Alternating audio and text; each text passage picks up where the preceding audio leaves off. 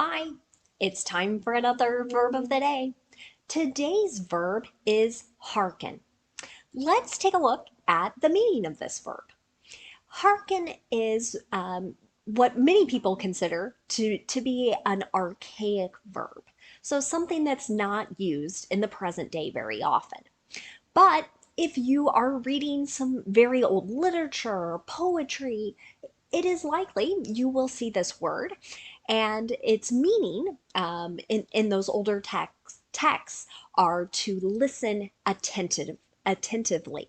So really we might think with great focus. Listen up would be kind of a present way that this verb gets used. Hearken is a regular verb. So we're going to make the progressive form by adding ing to form hearkening. The past tense and participle forms of this verb are made by adding ed. Our base verb, hearken, ends with a voiced n sound. So our past tense ending is just going to make a d sound. And we're not adding an extra syllable as we say it. So it should sound like this: hearkened, hearkened. Now, there is a more modern or present day use for this verb, and it's with the phrasal verb to hearken back. The meaning of this is to bring to mind something from the past.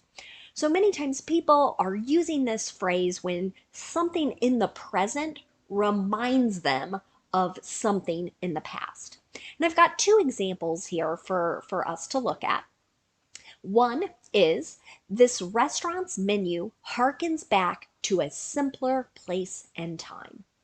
So this sentence I kind of borrowed from a review of a new restaurant. So maybe the foods listed on this particular menu was reminding someone of going to a restaurant perhaps in the 70s or 60s or at some point in the past. It didn't feel like kind of the present day. Second sentence, in skirts, heels, and scarves, these women have a look that harkens back to the days of the power suit.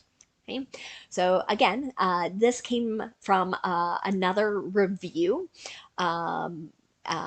describing kind of fashion, right? In the present day, someone is saying this reminds them of, and power suit was really big in the 1980s for women. So this particular reviewer was looking at the clothes and thinking, oh, this reminds me of this earlier period of time.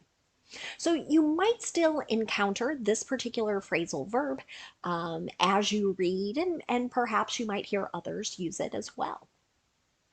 Now let's take a look at some of those earlier, older definitions of the verb hearken. So what you're going to notice from my notes and examples here is that hearken was frequently used in the imperative, right? So the imperative, I'm giving a command to someone, telling them to do something, right? So when this is used, it's like saying, listen to me, right? If the speaker is conveying that.